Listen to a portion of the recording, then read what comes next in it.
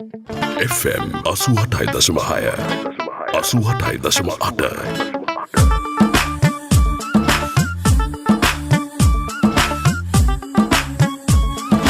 සිත ඔබ ළඟමයි.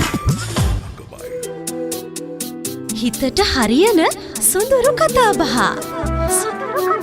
මේ දවස්වල මම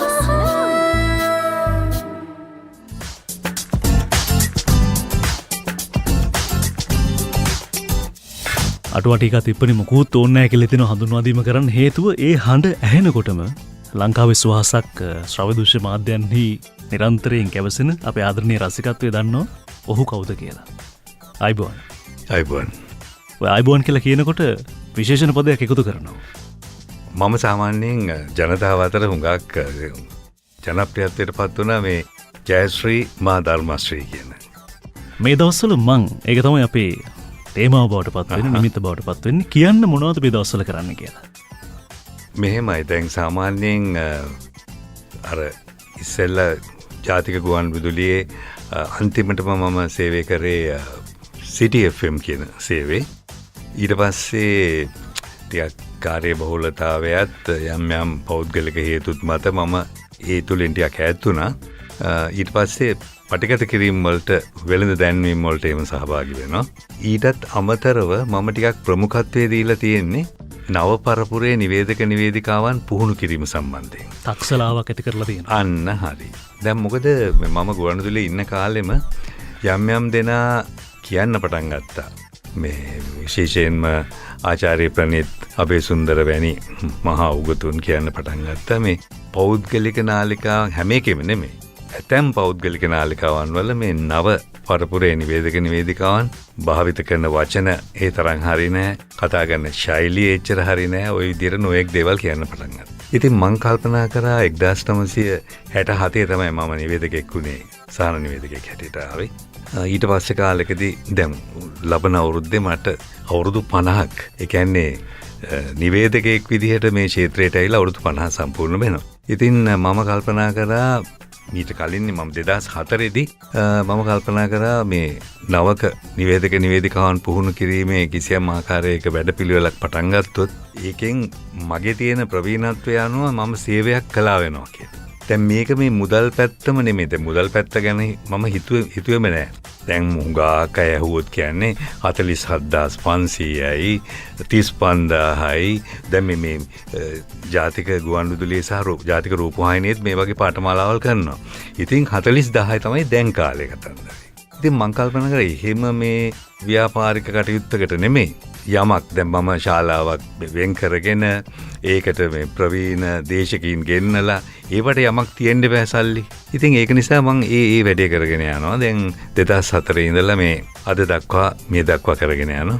ඒක මට එක අතකින් හරි සතුටක්. මොකද අර පාසලක ගුරුවරයෙක් වගේ මේ නව පරපුරේ අඩුපාඩු දැක්කහම ඒවා කියලා දෙනවා. මම ලද අත්දැකීම් මේගොල්ලන්ට බෙදා හදා දෙනවා. ඉතින් ඒක තමයි දැන්ට කරන්නේ. නිවේදන වෘත්තිය පිළිබඳව කතා කරනකොට මේ රස්සාව අපි සාමාන්‍ය වහරණ වශයෙන් කිව්වොත් එහෙම මේක ඇඟේ තියෙන දෙයක් නේ. අපි විශ්‍රාම ගත්තාට මට හිතෙනවා නිවේදක වෘත්තිය අපිට කවදාවත් අමතක කරන්න බෑ. මොකද හේතුව දැන් මම කොයිම වෙලාවකවත් මම ගුවන්විදුලියේ ඉන්න දවස්වලත් හිතුවේ නෑ මේක රස්සාවක් කියලා. මේක මම කල්පනා කරේ මේක සේවයක්. මේක කෙරෙන්න ඕනේ.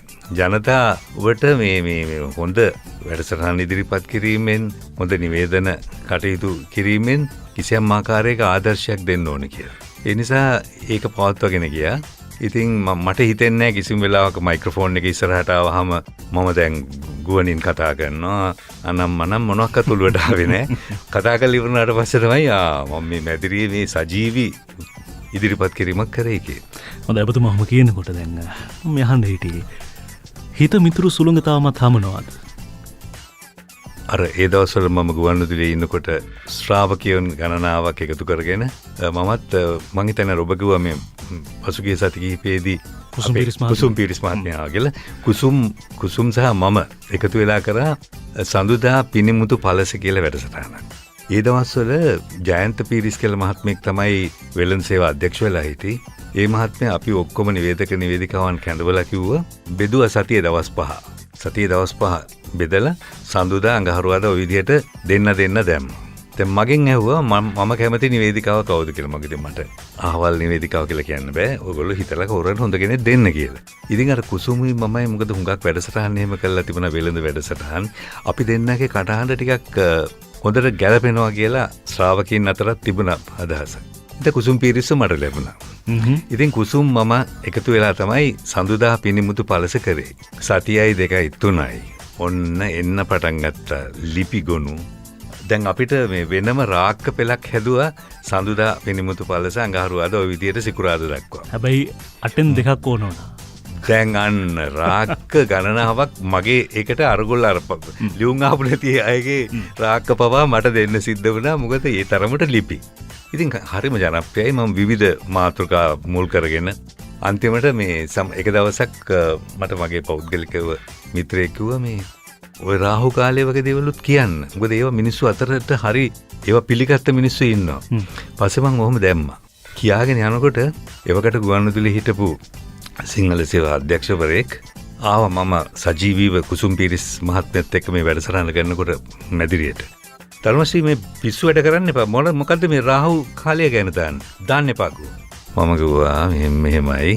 ඒක මගේ කැමැත්ත සහ මට මගේ අධ්‍යක්ෂවරයාගෙන් අනුමැතිය දීලා තියෙනවා. ඔයා රාහු කාලේ පිළිගන්නේ නැතුවද කැමතිද නැද්ද මට ප්‍රශ්නයක් නැහැ. මම ඒක අතහැරියේ නැහැ. ඒක නිසා ජනතාව විවිධාකාරයෙන් විවිධ වැඩසටහන් වලට නැත්තම් විවිධ අදහස් ඇති අය. අපි මේ සියලුම දේවල් අරගන්න ඕනේ. දැන් අපි හිතමු මම ගීත ඉදිරිපත් කරනකොට මම කැමති ගීත ඉදිරිපත් කළා වැඩක් නැහැ. මම ඉස්සෙල්ලාම බලන්න ඕනේ ශ්‍රාවකයන් මොනවටද කැමති. හැබැයි ඉතින් මගේ නාත් එකක් තිබුණා මෙහෙම දෙයක්. මම කැමති ටිකක් ප්‍රේමණීය ගීතවලට. දැන් අද මේ වැඩසටහනේදී වුණත් ඔබ අහනකොට ඔබට හිතෙන්නේ නැති දැන් ධර්මශ්‍රී වික්‍රමසිංහ කියන්නේ ටිකක් මේ තරුණ නිවේදකෙක් නෙමෙයි. ඇයි මේ වගේ ගීත? ඒ මගේ හැටි. මම හරි ආසයි ආදරේට. ජීවිතය පුරාම මගේ එදා තිබුණේ ආදරේ, අදත් ආදරේ. මම රසික රසිකාවන්ටත් හරිම ආදරේ. ඒක නිසා අදත් මට ලිපි එවන අය ඒකම දුරකථනයෙන් කතා කරන ශ්‍රාවකයන් ඉන්නවා. ඔබ පිළිගන්නවද? හොඳයි. එහෙනම් මේ වගේ ප්‍රේමණීය ගීයක මිහිර විඳගනිමින් අපි අද දවසේ මේ දවස්වල මං මෙලෙස ආරම්භ කරමු. හොඳයි. දිනකරන් සල්ලු පලඳා සඳ නැගි මේලාවෙන් පැමිණ ඔබගෙන යමි කුමරියේ පෙම් දෝලාවෙන් දිනකරන් සල්ලු පලඳා සඳ නැගි මේලාවෙන් පැමිණ ඔබගෙන යමි කුමරියේ පෙම් දෝලාවෙන්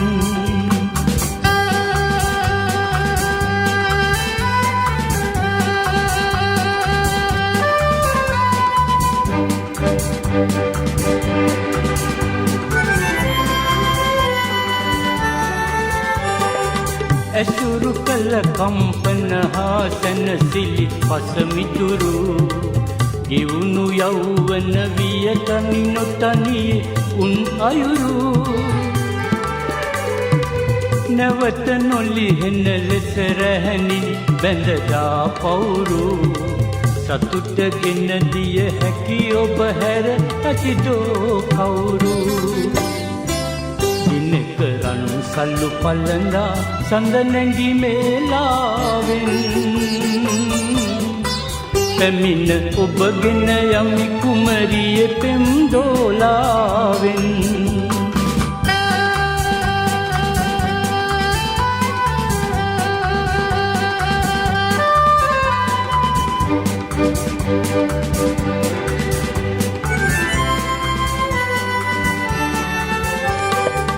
වියලි මග මහවැලි කාන්තාර පසු කරවා පවස සංසිඳවන ලෙස දිය උල්පත් අරවා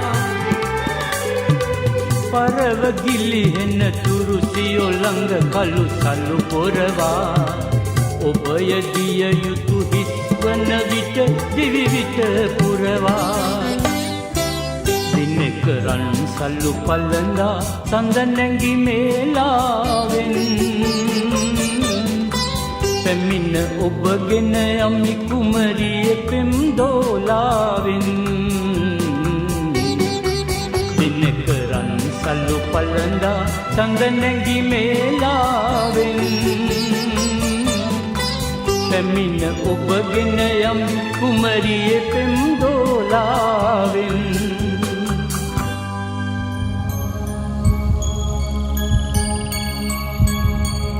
සිත FM 88.6 88.8 දිවයින පුරා සිත ඔබ ළඟමයි වංගු නැති වලංගු කතාවක් මේ දවස්වල මං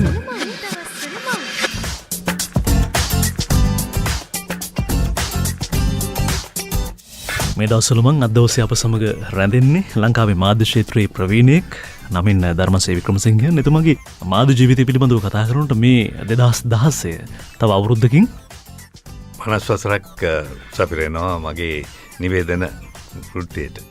මේ අවුරුදු 50 ඇතුලේ කොයිතරම් දෑ සිදු වී තිබෙනවාද? මේ වගේ තැනකින් පටන් ගන්නම්. ආයිෂ දමුසගේ හඬ හරි හොඳයි. මෙහෙම කිව්වා නේද කෙනෙක්? මට බොහෝම කාලයකට කලින් අක්කා හින්දා තමයි අවස්ථාව උදා වෙන්නේ.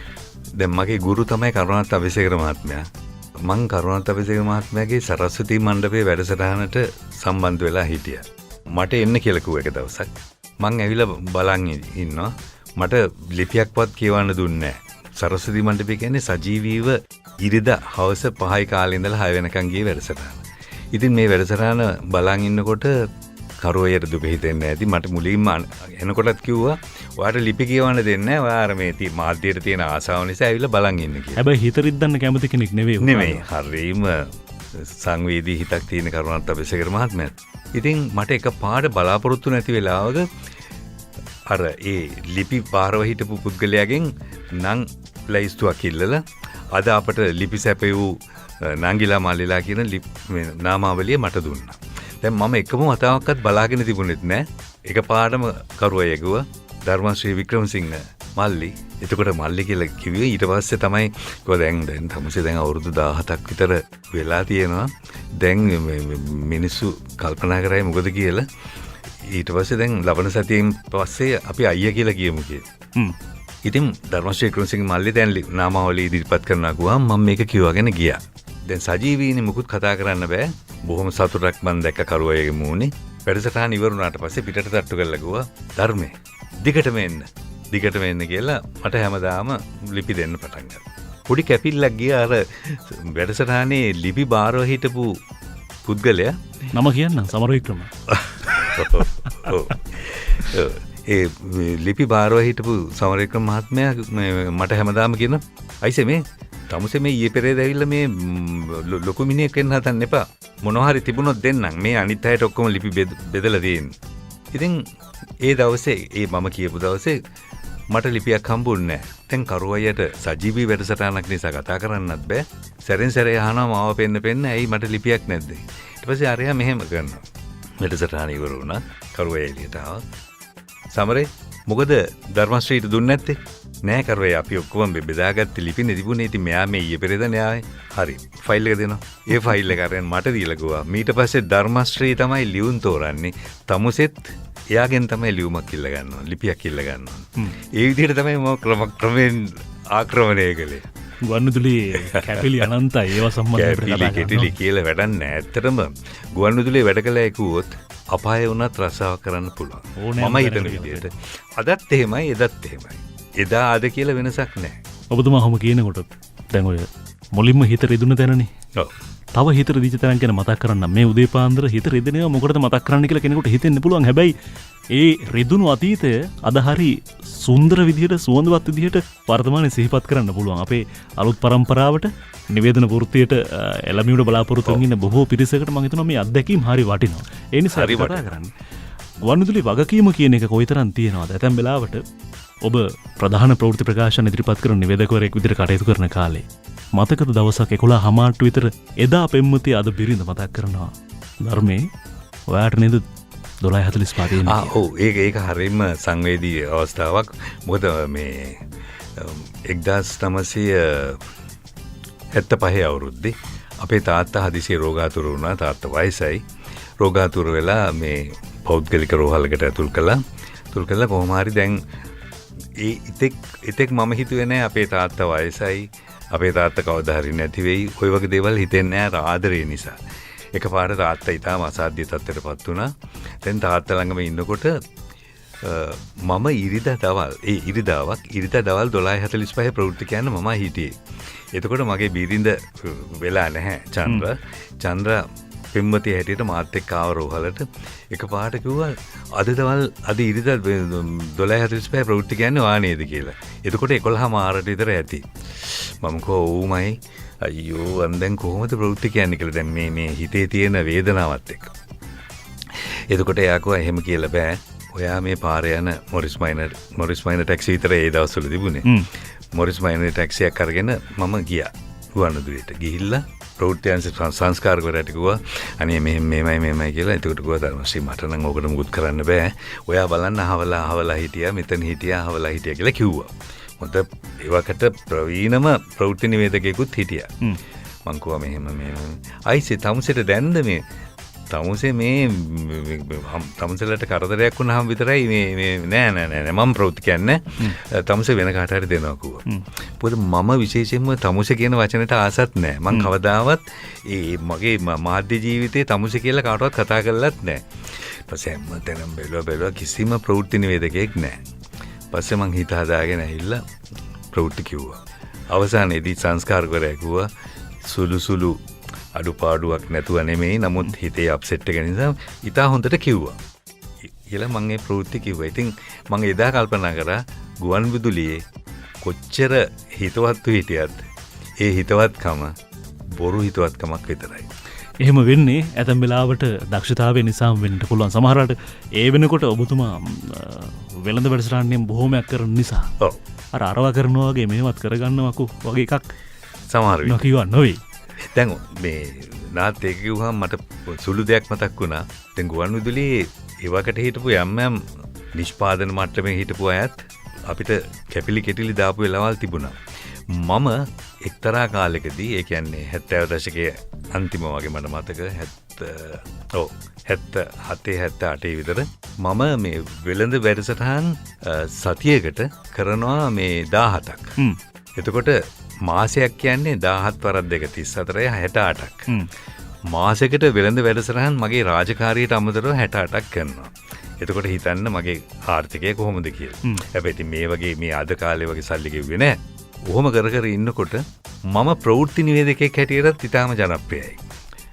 මගේ හඬ ඉතා පැහැදිලි, වචන උච්චාරණය හොඳයි කියලා ශ්‍රාවකීන් අතර පොදු පිළිගැනීමක් හැඟීමක් තිබුණා.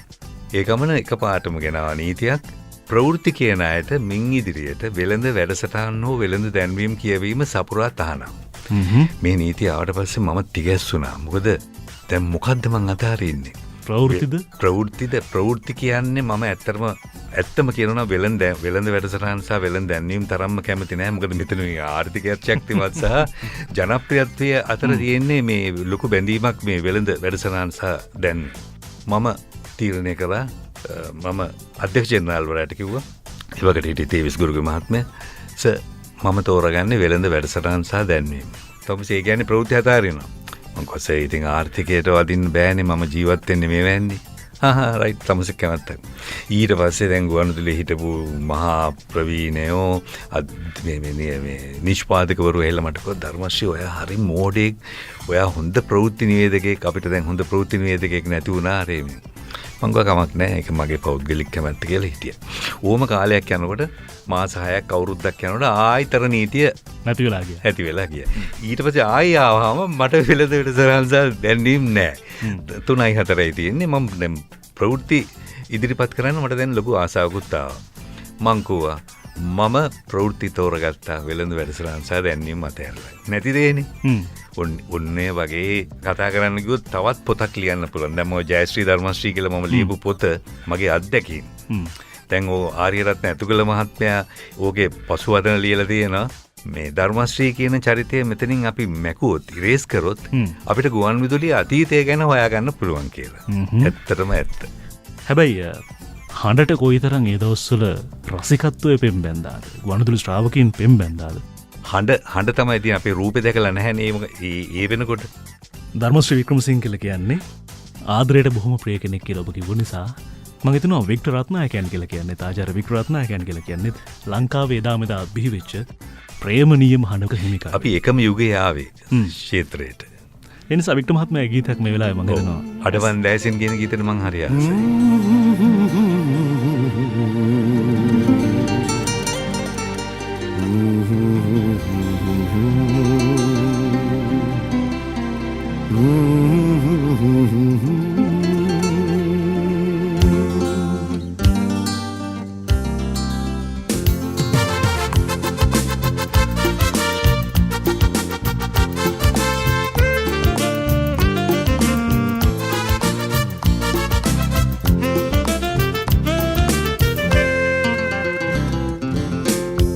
අඩවන්දෑසින් පවසනු රහසින් ජීවිතයේ රස මේ යැයි විගසින් අඩවන්දෑසින් පවසනු රහසින් ජීවිතයේ රස මේ යැයි විගසින්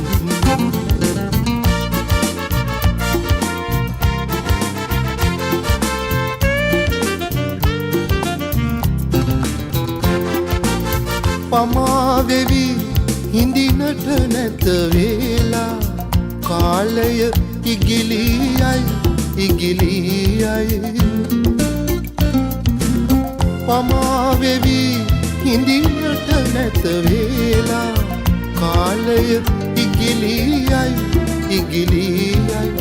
සුපුල් දෙතොල් රත් පැහැයෙන් තවරා සුපුල් දෙතොල් රත් පැහැයෙන් තවරා ජීවිත උතුරා අඩවන් දැසින් පවසනු රහසින් ජීවිතයේ රස මේ යැයි විගසින් අඩවන් දැසින් පවසනු රහසින් ජීවිතයේ රස මේ යැයි විගසින්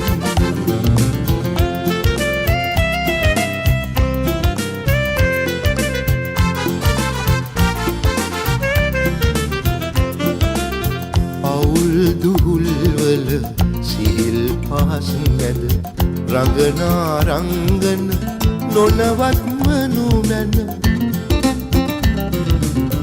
ඒකී හඬ මුළු ජීවිතයම සතු රසබර සුළු මොහොතයි රැසිහිනෙන් දිවගෑ සැපතක්සේ රැසිහිනෙන් දිවගෑ සැපතක්සේ හෙට දින එය මියයයි අඩවන් දැසින් පවසනු රහසින් ජීවිතයේ රස මේ යැයි විගසින් අඩවන් දැසින් පවසනු රහසින් ජීවිතයේ රස මේ යැයි විගසින්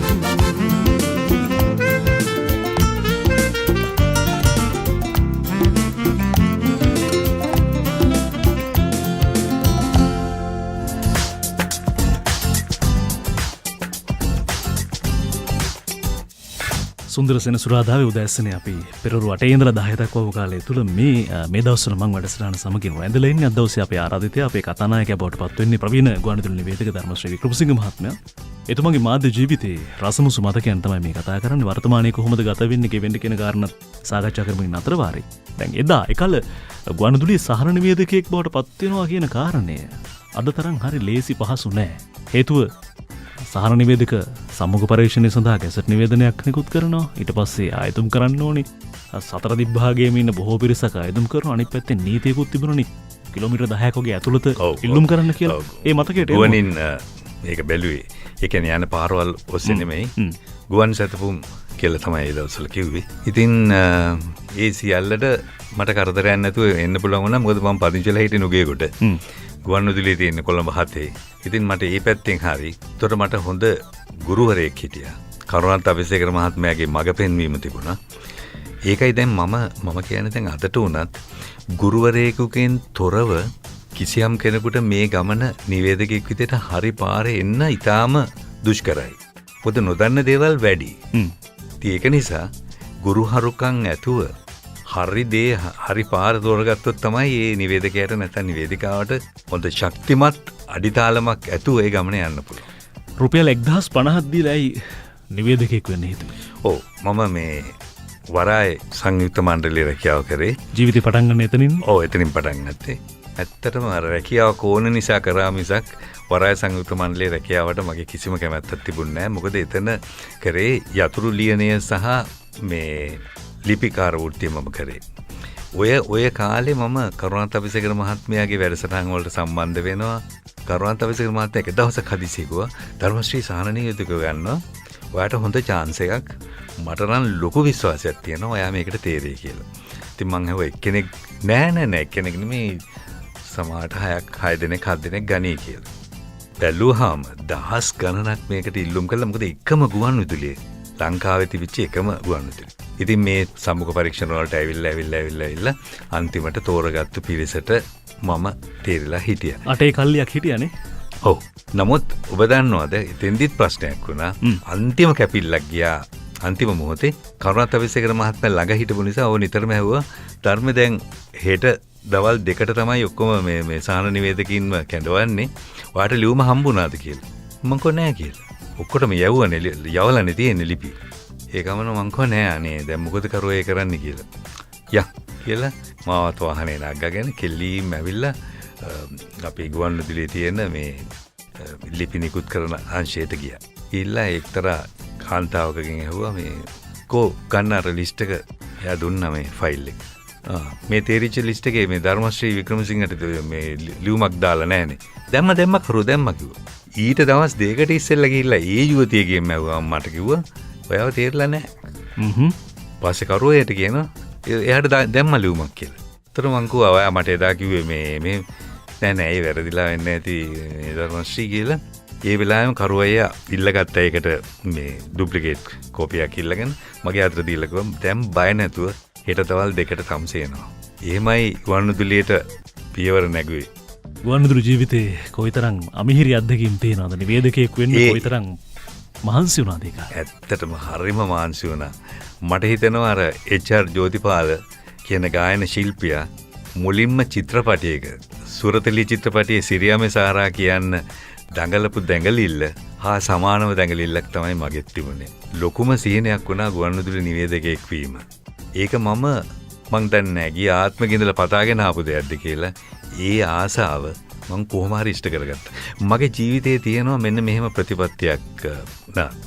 කෙනෙකුට යමක් ලැබෙන්න තියෙනවා නම් ඒක මොන දෙයයන්ටවත් නවත්තන්න බෑ. නොලැබෙන්න තියෙනවා නම් අතට ඇවිල්ලා අන්තිම තත්පරේදී ඒ දේ නැති වෙනවා. මට එහෙම වෙලා තියෙනවා.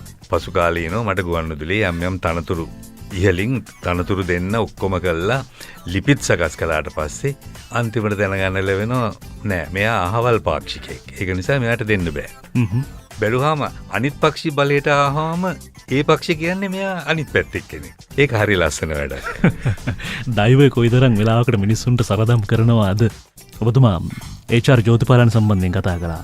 සුරතලී චිත්‍රපටය සම්බන්ධයෙන් කතා කළා. සිරියාමේ සාරා ගීතය සම්බන්ධයෙන් කතා කළා. දැන් HR ජෝතිපාලයන් ගීතේ පටිගත කරන්න ගිහිල්ලත් අවසාන මොහොතේ ගීතේ ගායනා කරන්න දෙන්න බෑ කියලා කියනකොට තට්ටු 4කින් බිමට පයින්නවා මේ ගීතේ ගායනා කරන්න දුන්නේ නැත්තම් කියලා. එහෙම කියලායි ගායකෙක් බවට පත් වුනේ. ආනන්ද ජයරත්න මහත්මයා කොටහේ කින්ස්ලි සිනමා ශාලාවේ ජෝතිපාල මහත්මයා මේක නරඹනකොට බස්ත මාර්ගන ජවනිකාව දකින්නකොට ඔහුට නැගිටලා අප්පුඩි ගහනවා. විසිල් එකක් ගහනවා. ඒ ජෝතිපාල මහත්මයාගේ හිතේ ගායකයෙක් වෙන්න තිබිච්ච ආශාව. ඒ වගේ ඔබතුමත් නිවේදකයෙක් බවට පත් වෙන්න හොඳ හඬක් තියෙනවා, ගැඹුරු හඬක් තියෙනවා, ලයාන්විත හඬක් තියෙනවා. හැබැයි මේකට ඉඩ ප්‍රස්තාව පුදා කරගන්න එදා හැකියාව තිබිලත් කොයිතරම් ප්‍රශ්න ගොඩකට මැදි වුණා. හරි අමාරුයි. ඊටාම අසීරුයි. මොකද එකම ගුවන් විදුලියයි. මේ එකම ගුවන් විදුලියට මුළු ලංකාවෙන් කී දෙනෙක් ඉදිරිපත් වෙයිද? මට මතක් වෙනවා මේ වෙලාවේ දැන් ඇය ජීවතුන් අතර නැති නිසා කිව්වට කමක් නැහැ. මම මුලින්ම සම්මුඛ පරීක්ෂණයට ගිය දවසේ දැන් මම කරුවයියාගේ සරස්වති මණ්ඩපයේට එහෙම ආපු ශිල්පියෙක්නේ. ඉතින් මාව එච්චර අඳුරන්නේ නැහැ මේ චන්ද්‍රා වයමන් සහ මේ හිටපු අනිත් නිවේදිකාව. අමරබන්දු රූපසිංහ මහත්මයාත් චන්ද්‍රවයමන් මහත්මයාත් ඉන්නකොට එක දවසක මම චන්ද්‍රවයමන් මහත්මයාගේ වැඩසටහනකට සහභාගී වෙලා තියෙනවා. අර විලඳ වැඩසටහනකට තෑග්ගකුත් දිනාගෙන තියෙනවා. මොකද මේ පැත්තේ කියලා ඇහුවා. එතකොට මං කිව්වා කනකසල මං කිව්වා ඉතින් බොහොම ගෞරවයෙන් චන්ද්‍රක්කේ මේ සහන නිවේදක පරීක්ෂණයට ඔයත් අපිත් එක්ක මේ අනවුන්සර් කෙනෙක් වෙන්න දෙන්නේ කියලා මොකද්දෝ කියලා අමරබන්දුත් එක්ක hina වුණා. ඉතින් පස්සේ මං හිතන්නේ 6 මාසයකට විතර පස්සේ මමත් ඒ නිවේදක මඩුල්ලටම ආවම යාට බොනවා හිතෙන්නේ නැද්ද කියලා මට හිතෙනවා. හොඳයි ඔබතුමා මේ කියන කාරණා අපි මේ මැසීගේ උදවියට අපහාස කරන්න උපහාස කරන්න පාවිච්චි කරන දේවල් නෙවෙයි ජීවිතයේ විඳ අනේක විද දුක් දෝමනස් සම්බන්ධයෙන් මේ කතා කරන්නේ. ජෝතිපාල මහත්මයා සම්බන්ධයෙන් කතා කරපු හින්දා අපි සිරියම් සාරා ගීතයට යමු. ඊට පස්සේ එළඹෙන පැයේදී තවත් ජෝතිපාල මහත්මයාගේ අපූර්ව ගීතයක් තියෙනවා තෝරාගෙන. ඇත්තටම අපි අහමු.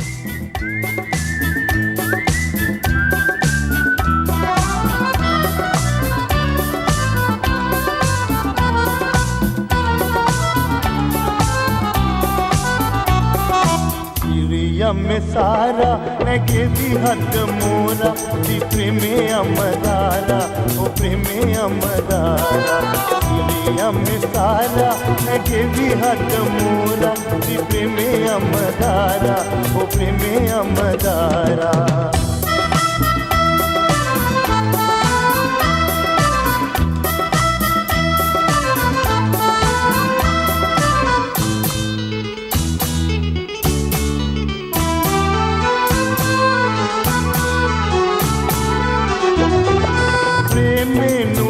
गीत गावे अतिन्ना मैं पिम्मल पिपीला महर दे पिरन्ना मैं पिम्मल पिपीला महर दे पिरन्ना ओ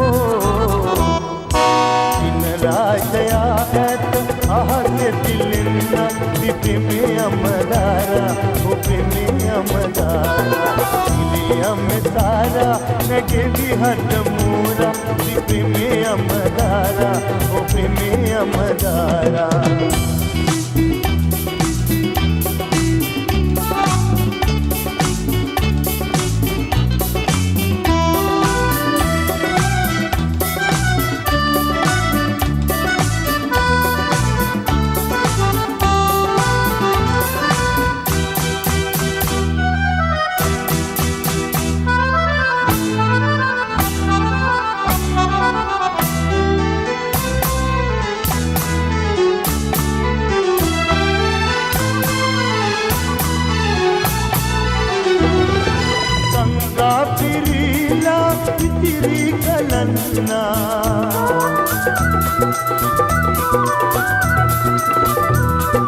गंगा फिरीला इतरी कलन्ना आले रसेमा अदेही में गिन्ना आले रसेमा अदेही में गिन्ना ओ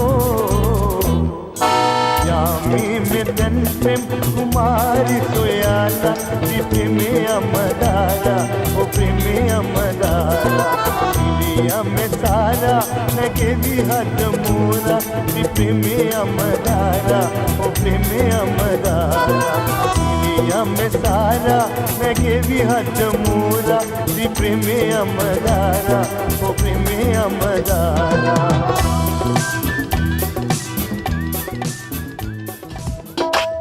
FM 88.6 88.8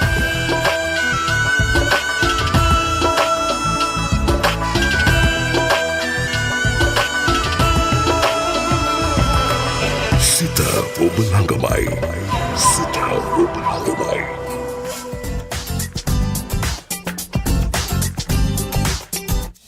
ධර්මශ්‍රී වික්‍රමසිංහ මහත්මයාගේ මාධ්‍ය ජීවිතයේ රසමතක පිළිබඳව කතා කරන්නේ මේ දවස්වල මම අපේ වැඩසටහන. හැබැයි ඒ දවස්වල අතීත මතකයේ තමයි අපිට බොහොම ආදරෙන් සිහිපත් කරන්න තියෙන්නේ. දැන් ඔබතුමාගේ ගුවන්විදුලි නිවේදන කලාව පිළිබඳව සාකච්ඡා කරනකොට ගුවන්විදුලි ඇතුලේ ධර්මශ්‍රී වික්‍රමසිංහ කියලා කියන්නේ එක් පැත්තකට එක් අංශයකට සීමා වෙච්ච නිවේදකෙක් බවට පත් වෙන්නේ නැහැ. එක අතකින් ඔබ වෙළඳ වැඩසටහන් කරනවා, අනිත් පැත්තෙන් ප්‍රවෘත්ති නිවේදනයේ සජීවී මැදිරි සම්බන්ධතා මේ ආදී අනිත් පැත්තෙන් විස්තර විචාර මේ බොහෝ දේවල් කරනවා. ජීවිතේ මතකයිද ටිකක් සබකෝලයක් ඇති වුණා ওই තරම් මයික්‍රොෆෝනේ ඉස්සරහා වැඩ කටයුතු කළත්. සජීවී විස්තර කථනයක් රැගෙන එන්න ගිහිල්ලා වප්මගුල් උත්සවයක. ඔබ කියන්නේ දැන් ඒ වෙනකොට මම එවැනි විස්තර ප්‍රචාරයක් කරලා තිබුණේ නැහැ. පඬුවස් නුවර ජේ.ආර්. ජයවර්ධන ජනාධිපතිතුමාගේ වප්මගුල් මේ උත්සවයට මාවත් යවුවා. දැන් ඇත්තටම මාවත් යවුවේ හේමජිත් ප්‍රනාන්දු කියන මහත්මයාවත් අතිරේක දැන් ක්‍රිකට් තරගයකදී අතිරේක ක්‍රීඩකයෝ යනවානේ. ඒ අයට මේ ප්‍රධාන තරගයට මුහුණ දෙන්න වෙන්නේ නැහැ. ඉතින් මෙවැනි අවස්ථාවක අපි දෙන්නවත් යවුවා. අපරාධ කියන්න බෑ. ඒ වකට සිංහල සේවා අධ්‍යක්ෂ චිත්‍රානන්ද අබේසේකර මහත්මයා හරි උදව් කරා මට. මට කිව්වා ධර්මයේ ඔයා හොඳ විස්තර ප්‍රචාරකයෙක් වෙන්න නම් මේ යන්න ඕන මේ කමෙන්ටරිස් වලට කියලා මාව බෙල්ලන්විල පන්සලේ පෙරහැරට, එතකොට කෝට්ටේ රජමහා විහාරයට, මහනුවර දළදා පෙරහැරට මේවට ඇරලා මාව හොඳට පුහුණු කරා. පුහුණු කරාට පස්සේ ඊට වඩා හාත්පසින් වෙනස්නේ වප්මගුල් උත්සවේ. එදත් මට කිව්වා වෙලාවක් ආපු ගමන් මං ඔයාව දානවා. ධර්මශ්‍රී ඔබ මොකද හිතන්නේ මේ කියලා අන්න ඒ වගේ දෙයක්. දැන් මේ විස්තර ප්‍රචාරයේ ඉන්න චිත්‍රානන්ද අබේසේකර මහත්මයාත්. ඉතින් ඔහොම ඉන්නකොට එකපාරට බලාපොරොත්තු නැති වෙලාවක මගෙන් ප්‍රශ්නයක් මොකක්ද ඇහුවා. දැන් මමත් අවධානය වෙන පැත්තකට යොමු වෙලා හිටියේ. ඉතින් අන්න එවැනි අවස්ථාවක වෙන්න ඇති ඔබ ඔය කියන්නේ. ඉතින් මට හරි අත්දැකීම් ලැබිලා තියෙනවා ගුවන්විදුලියෙන්. හොඳයි, මේ අත්දැකීම් අතරේ වෙළඳ වැඩසටහන් පිළිබඳව කතා කරනකොට ඔබත් එක්ක බොහොම ළඟින්ම ගිය හඬනේ කුසුම් පීරිස් මහත්මිය. දැන් එතුමිය සම්බන්ධයෙන් කතා කරනකොට ආදර කුසුම් සුහද පැතුම් කොහොම අමතක ඒ මගේ මුල්ම වැඩසටහන. ඒ කියන්නේ දැන් මම නිවේදකයෙක් වෙලා ඉදිරිපත් කරන්න බලාපොරොත්තු වෙවි හිටිය වැඩසටහනක්. වැඩසටහනක් ඉදිරිපත් කරන්න බලාපොරොත්තුෙන් ඉන්නකොට මේ එක්තරා වෙළඳ සමාගමක මහත්මයෙක් ඒජන්සි මහත්මයෙක් ඇවිල්ලා මට කතා කරලා කිව්වා මේ ධර්මශ්‍රී දැන් ඒ ආයතනේ නැති නිසා අපි කතා කරලාට කමන්නේ ස්වර්ණාභරණ ආයතනයක් කොළඹ කෙලින් වීදී සිටි පැලස්. ඒ ආයතනයේ සුබ පැතුම් වැඩසටහනක් කරන්න කියලා කියනවා මෙන්ඩිස් මහත්තයා. අන්න මෙන්ඩිස් මහත්තයා. මේ වැඩසටහන ඔයා කරන්න ඕනේ. අපි කාවද මේකට ගන්න නිවේදිකාව. මොකක් කුසුම් පීරිස ගමු. ඕම අරගෙන දැන් මොකක්ද අපි දාන නම? කුසුම්නේ වැඩසටහනේ ඉන්නේ. ආදර කුසුම් සුහද පැතුම්. ඉතින් මමයි වැඩසටහන පටන් ගන්නෙ. බඩුත් එක්ක හොරු චිත්‍රපටියේ තියෙන මේ සින්දුවක තේමා වාදනය මං ගත්තේ හරි ලස්සනයි ඒවකට. ඒ වාදනය අරගෙන ඉවරලා මම කියනවා ආදර කුසුම්. ඒකට කුසුම් කියනවා සුහද පැතුම්.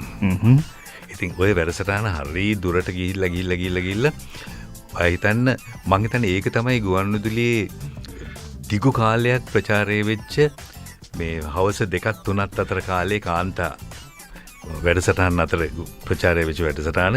ඉතින් ඒක ඊටාම ජනප්‍රියත්වයට පත් වුණා. අනිත් පැත්තෙන් ඔබතුමාගේ වෙළඳ දැන්වීම් කලාව පිළිබඳව කතා කරනකොට වෙළඳ වැඩසටහන සම්බන්ධයෙන් කතා කරන මුලින් කිව්වා සතියකට 17 වැඩසටහන 17ක් කියනවා. මේ විදිහට විවිධ ක්ෂේත්‍රවල කටයුතු කරමින් යනකොට දැන් අතීත මතකයෙන් මේ කතා කරන වර්තමානයේ මම හිතන්නේ මේ වැඩසටහන් ඇසූ ශ්‍රාවකීන් රසිකීන් බොහෝ පිරිසක් තවමත් ජීවිතුන් අතර ඉන්නවා. හැබැයි අලුත් පරම්පරාවට එදා ඒ අතීත මතකයේ පිළිබඳව ඔබතුමාලා මොනවද ගුවන්විදුලියේ කරේ මේ කාරණා පිළිබඳව කියන්න අවශ්‍යයි. ධර්මශ්‍රී වික්‍රමසිංහ කියන එකතකින් තවත් උදවියට ඔබතුමාට කැපිලිකේට්ලි ගුවන්විදුලිය එනවා. හැබැයි ඔබ අවස්ථාව ලබා දෙනවා. එහෙම අවස්ථාව ලබා දෙන්න ගිහිල්ලා ධර්මයේ උඹ නම් මහා රට ගොනෙබ්බන් කියලා නිෂ්පාදක මහත්තයෙක් කිව්ව මතකයි. අනුර ෆොන්සේකා කියලා මහත්මයෙක් හිටියා. බොහොම හොඳ ස්වදශීලී මහත්මයෙක්. එක්තරා වැඩසටහනක් ප්‍රශ්න විචාරාත්මක වැඩසටහනක් කොටින් මොකොත් ඒ වැඩසටහන මේ වාසනාව දාව. දැන් මම දිගටම කරගෙන යනවා. කරගෙන යනකොට ඒ වැඩසටහනෙහි සම්පාදන කටයුතු වලට ටිකක් අත ගහපු ඇඩ්වර්ටයිසිං ඒජන්සිය ප්‍රචාරක ආයතනයේ පුද්ගලයාගේ සහෝදරයෙකුත් හිටියා. දැන් මට ඇහිල්ලා කිව්වා අපි දුර යනවනේ නුවරඑළිය, බදුල්ල බණ්ඩාරවැල, අනුරාධපුර එහෙම ගියාම ධර්මශිවා ඔයාම මේ එක එක්කෙනාව හඳුනලා දෙන්න එපා. ඔයාම මේක කරන්න එපා. එතකොට ඒක ලැජ්ජයි. මේ අපේ මල්ලිව දාලා ඔයා පැත්තකට වෙලා ඉඳගෙන ඉන්න. මල්ලි එක එක්කෙනාව වර්ණනා කරයි. මම කල්පනා කරා ප්‍රශ්නයක් නැහැ. ඉතින් ප්‍රචාරක ආයතනයේ අධිපතිවරයානේ එයාත් එනවා අපිත් එක්ක මේ පටිගත කිරීම. හරි එයාගේ මල්ලි ඇවිල්ලා එක්තරා මට මතක නැහැ වැලි මඩ හරි කොහේ හරි මාව වර්ණනා කරා කියන්නේ මම කල්පනා කරා දැන් මේ මුරුංගාත්තේ තියලා වැටුනොත් එහෙම කොන්ද කඩලා යනවා. ඒ ඒ වැඩසටහන ඉවරුණාට පස්සේ අර නිෂ්පාදක අන්ඩ්‍ර පොන්සේක ඇවිල්ලා කිව්වා ධර්මයේ උඹ වහකෑව කියලා හිතේ තියාගන්නේ. මං ඇයි කියලා. මිනෙන් එයා කියනවා මෝඩයෝ දැන් ඔය වැඩසටහනට අරයාගේ අහවලාව ට්‍රේන් කරන්න හදන්නේ. සබකෝලය නැති වෙන්න තමයි ඔය ඒකේ සභාව අමතන්න දුන්නේ. මං කිව්වා කවන්නේ අනුරෝ නං ඒගොල්ලෝ කරපු දෙම් මට ප්‍රශ්නයක් නැහැ. මං ඔය ඉතින් බදාගෙන නෑනේ. ඔය කවදාද නැති වෙනවනේ කියලා. ඕම ගිහිල්ලා ඒ වැඩසටහන් මාලාව දැන් වැඩසටහන් 53ක්නේ. සති 53කට පස්සේ කොන්ත්‍රාත්තුව අලුත් වෙනවා. කොන්ත්‍රාත්තුව අලුත් වෙනකොට අනුර ෆොන්සේක මහත්මයා කිව්වා වගේම ධර්මශ්‍රී වෙනුවට අර පුද්ගලයා තමයි වැඩසටහනේ කතක. ඒ වගේ දේවල් අනන්ත ප්‍රමාණ වෙලා තියෙනවා. ඉතින් මම මොනව කරන්නද? මම පුහුණු නොකලත් යාට තිබුණා මාව අයින් කළා වෙන කෙනෙක්ව ගන්න. නාත් මං හිතන්නේ තව කතන්දරයක් තියෙනවා. මේ තේවිස් ගුරුගේ මහත්මයා කියන්නේ අපිට ඊටාම ගුරුහරුකම් දීපු පුද්ගලයෙක්. එක වතාවක් තේවිස් ගුරුගේ මහත්මයා ළඟට ගිහිල්ලා මට සමාව ගන්න සිද්ධ වුණා. මොකද හේතුව මම ප්‍රවෘත්තියක් බාර අරගෙන චිත්‍රාන්ත අපිසේකර මහත්මයාගේ ගෙදර තිබිච්ච උත්සවයකට ගිහිල්ලා ප්‍රවෘත්ති කියන්න නිවේදකයෙක් නැහැ කියලා ප්‍රවෘත්තියන්සෙන් පැමිණිලි කළා සිංහල සේවා අධ්‍යක්ෂවරයාට. ඒතකොට එයා ඇහුවා මේ චිත්‍රාන්ත අපිසේකර මහත්මයා ඇහුවා මේ කවුද දන්නේ අප්පා ප්‍රවෘත්තියට ඇවිල්ලා නැත්තේ දැන් හරි වැඩේ දැන් රෑ 9 ප්‍රවෘත්ති කියන්න කෙනෙක් නෑ රේ මේ කී ඉන්නකොට මට මතක් වුණා අශෝක තිලකරත්න මහත්මයාගේ ප්‍රවෘත්තියක් මම බාර අරගෙන ඒක මේ හදිසියෙ වෙච්ච දෙයක් අර උත්සවය ගැන තමයි මගේ ඔළුවේ තිබුණේ මං හැමීම ගිහිල්ලා චිත්‍රාන්ත අපිසේකර මහත්මයාට කිව්වා සර් මමයි ප්‍රවෘත්තිය බාර අරන් තිබුණේ මොකද කරන්නේ කියලා දැන් ගොයියෝ තමුසේ ලෙඩේ දාගත්තා ලොක්කත් දැනගත්තා දැන් මේ ප්‍රවෘත්ති කියන්නේ නිවේදකෙක් නැහැ කියලා හෙට උදේ තමයි ඕක ඇවිස්සෙන්නේ කියලා. පස්සේ මම එමෙන්න හරි කලබලයි හිත චංචල වුණා මම ගෙදර ගියා. ගෙදර ගිහිල්ලා මට කිව්වා උදෙන්ම ගිහිල්ලා හම්බෙන්න ලොක්කගේ කාමරේට ගිහිල්ලා හම්බ වෙන්න කියලා. දැන් මං එදා 7 වෙනකොට ගියා. යනකොට එතකොටත් ගුරුගේ මහත්මයා ඇවිල්ලා මේසෙ ළඟ ඉන්නවා. මාව දැකලා තමසේ තව දුදෙම් කියලා. ඔව් සර්. මොකෝ මේ පැත්තේ? නෑ සර් පොඩ්ඩක් හම්බෙන්න. තමසේ ප්‍රවෘත්ති කියන්න ආවේ නෑනේ. කියලා කිව්වා. එතකොට මං කිව්වානේ ඔව් සර් බලන්න මේ. හරි ඉඳ ගන්නකො මෙතන. මේ එයාගේ සෙක්‍රටරියට කතා කරලා කිව්වා මේ අර දඩකොලේ දෙන්න කියලා ධර්මශ්‍රී. ඒ වෙනකොටත් දඩකොලේ ගහලත් ඉවරයි. දැන් මේ රුපියල් 50ක හරි නැත්තම් 100ක දඩකොලේ නෙමෙයි ප්‍රශ්නේ. මගේ පුද්ගලික ලිපි ගොනුවට ඒ ප්‍රශ්නේ ගියොත් මගේ උසස් වීම වලට ලොකු හානියක් වෙනවා. ඉතින් මම වඳින්න නැති ටික මම ළඟ ඉඳගෙන කිව්වා සර් මම මෙච්චර දේවල් සර්ලට කරලා තියෙනවා මම කවදාවත් ප්‍රවෘත්ති වරද්දලා නැහැ. කොහොම කිව්වා. එතකොට එයා දීපු ආදර්ශය දන්නවද? අයිසේ තමුසේ 99ක් හරියට කළත් 100 වරද්දපු දවසට තමුසට මම දඬුවම් කරනවා. දැන් ඒ දඬුවම තමයි මේ තියෙන්නේ ආයි කවදාවත් මම ගුවන්විදුලියේ ඉන්නකම් මේ කොලේ අස් කරන්නේ නැහැ. හරියටත් හරි මම 7-8 වතාවක් මේ නැවත අභ්‍යාචන කළා දුන්නේ නැහැ. මේ වගේ වෘත්තීයම ජීවිතේ ලබන අත්දැකීම් අනිත් පැත්තෙන් අර ඔබතුමා කිව්වා වගේ 99ක් කරලා එකක් වරදුනත් වරදම තමයි.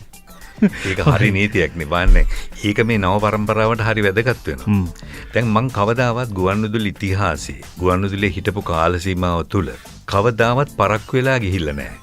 ඒ කියන්නේ මගේ සේවා මුරේ පටන් ගන්න උදේ 8ට නම් මම 7:00ට ගුවන්විදුලියේ. නමුත් නව පරම්පරාව හොයලා බලන්න මං හිතන්නේ නාත් ළඟේම නෑ. විනාඩි 5කට කලින්වත් මැදිරියට එනවාද? විනාඩි 20ක් විතර පහුවෙලා ඉල්ල සොරි අයියා පොඩ්ඩක් බස් පරක්කුණා කියාගෙන තමයි එන්නේ. ඒවා හිතන්න අපි මේ උදේ ඔබට ඒ පිළිබඳව ආරයුම් කරනවා. අපිට රූකාන්ත සහ චන්ද්‍රලේඛාගේ මතකයකට යන්න පුළුවන් යුව ගීතයක මිහිර අතරට යන්න වෙලාව. මං හිතන්නේ ඒ දෙන්න මුලින්ම වාගේ ගායනා කරපු ගීත මං හිතන්නේ මුල්ම යුග ගීතයද කියන්නත් බෑ. මං හිතන විදිහට මට මුළු ලෝම ඔබයි. කුලරත්න ආර්යවංශ මහත්මයා මේ රචනා කරපු ඒ වගේම ස්ටැන්ලි පීරිස් මහත්මයාගේ සංගීතය. මම නිවේදකයෙක් කළා හිටපු කාලේ මෙවැනි පෙම් ගීත ගණනාවක් මගේ විකාශන කාලය තුල මම ප්‍රචාරය කරලා ශ්‍රාවකයන් බැඳ වැළඳගත්තු ගීතෝයි. මං හිතනවා මගේ හඬින් ඒ ගීතේට ඌණ පූර්ණයක් ලබා දෙනවාට වඩා ධර්මශ්‍රී වික්‍රමසිංහ කියන අපේ රටේ ඉන්න ප්‍රතිභාපූර්ණ හඬේ පෞරුෂයට මම මේ වෙලාවේ යන්න කැමතියි. ඔබ ඒ හඳුන්වා දීම කරන්න. හඬට හඬ රසට රස පෑහෙන ගීතයක්. මට මුළු ලොවම ඔබයි මගේ මුළු ලොවම ඔබයි සිනහව කඳුල ඔබයි ජය පැරදුමක් නොබයි මට මුළු ලොවම ඔබයි මගේ මුළු ලොවම ඔබයි සිනහව කඳුල ඔබයි ජය පැරදුමක් නොබයි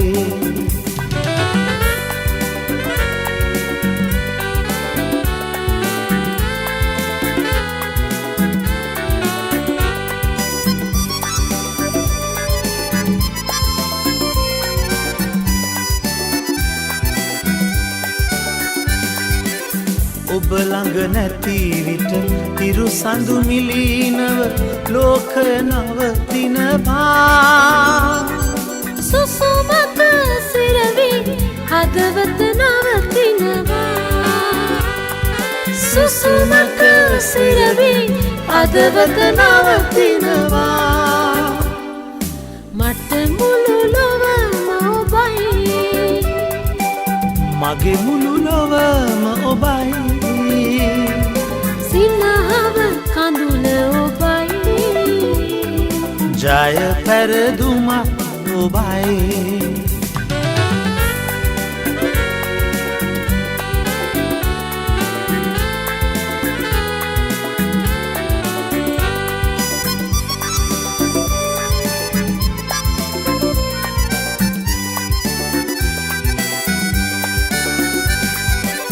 ඔබ ළඟ ඇති විට විකසිත වන ලොව පිබිදිහි නැහෙනවා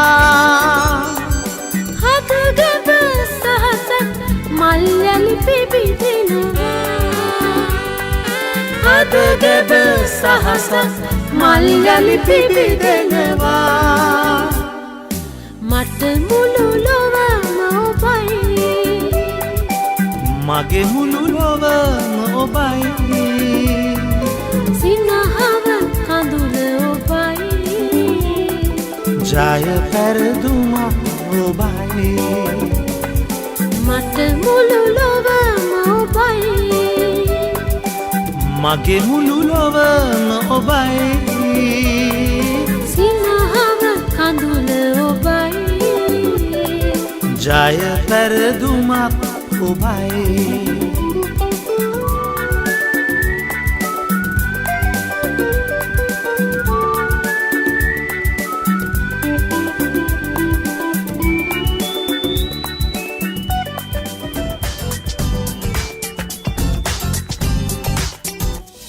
විටක අතීතය සුන්දරයි තවත් විටක හරි කටුකයි කියලා අපිට දැනෙනවා හැබැයි දුක සතුට මේ හැමදේම වර්තමානයේ ඔබතුමාගේ මාධ්‍ය ජීවිතයේ අග්ගිස්සේ ඉඳලා බලනකොට හරි සොම්නසක් දැනෙනවා සතුටක් දැනෙනවා තෘප්තියක් දැනෙනවා කියලා මම හිතනවා.